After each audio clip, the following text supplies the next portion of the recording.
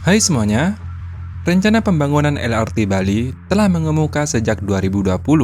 Bahkan dikabarkan, pemerintah Provinsi Bali telah bekerja sama dengan Korea National Railway untuk melakukan prastudi kelayakan. Studi tersebut menguraikan rencana sistem LRT yang mencangkup sekitar 9,46 km antara Bandara Ngurah Rai hingga Seminyak. Kemudian, 2023, dalam laman resmi pemerintah Portal Indonesia, kembali terdapat sebuah berita rencana pembangunan transportasi massal LRT di Bali. Saat itu, Menko Luhut mengatakan, pemerintah akan terus mengebut pengerjaan studi kelayakan atau feasibility study terkait tentang LRT Bali yang sebelumnya terhenti karena pandemi COVID-19. Hal ini karena potensi pertumbuhan penumpang di Bandara Internasional I Gusti Ngurah Rai yang diproyeksikan akan melayani penumpang hingga 24 juta penumpang pada tahun 2025 mendatang. Luhut juga menyebut, LRT Bali rencananya akan dibangun sejauh 20 km dari Bandara I Gusti Ngurah Rai yang melewati wilayah seperti Canggu, Cemagi, hingga ke Seminyak.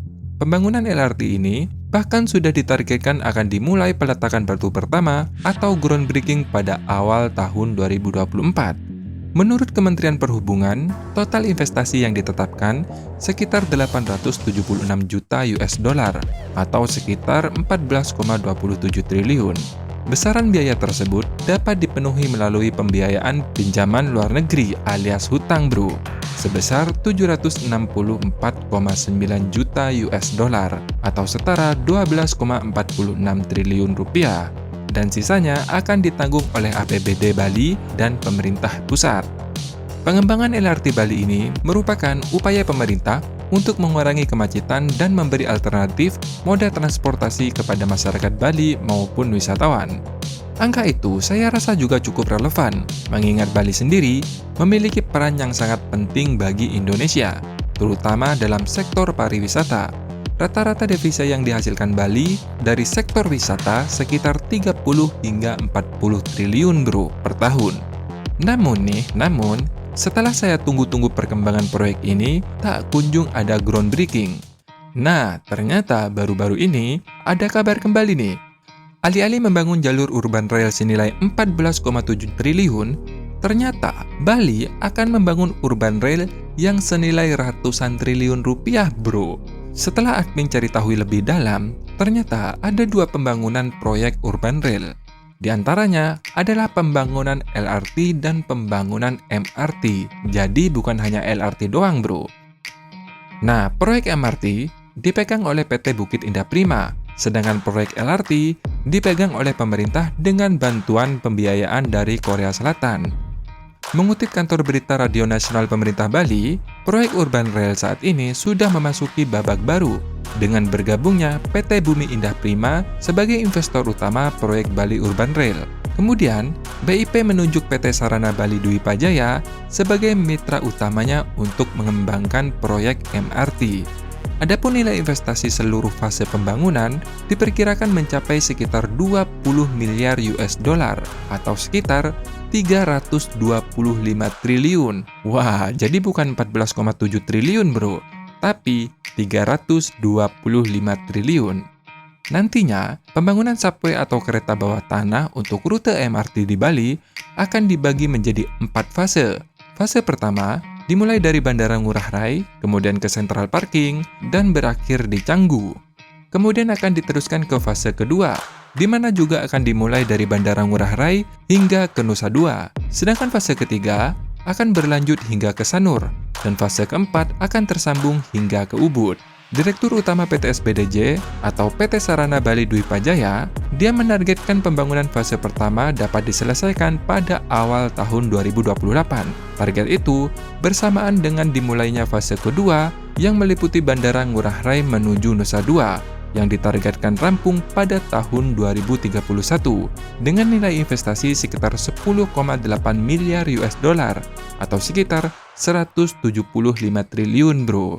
Jadi fase 1 dan fase 2 saja sudah menghabiskan 175 triliun. Ada hal yang perlu diketahui, geng. Mungkin ini juga penting untuk informasi publik. Proyek MRT Bali merupakan proyek yang admin sebut dengan proyek yang spesial, karena biaya pembangunan proyek ini tidak akan mengganggu APBD maupun APBN alias sepenuhnya dibiayai oleh investor. Bahkan, Menteri PPN atau Bappenas, Bapak Soehardjo Monarva, dirinya juga menyenggol nih proyek MRT Jakarta yang mendapatkan subsidi dari pemerintah pusat.